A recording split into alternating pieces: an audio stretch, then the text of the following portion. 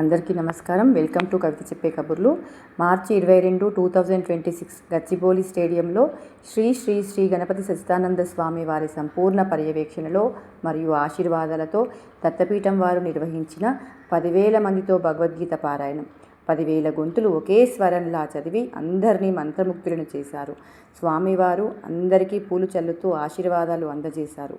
చివర్లో ఫ్లూట్ వాయిస్తూ సాక్షాత్ శ్రీకృష్ణుడిలాగే దర్శనమిచ్చారు.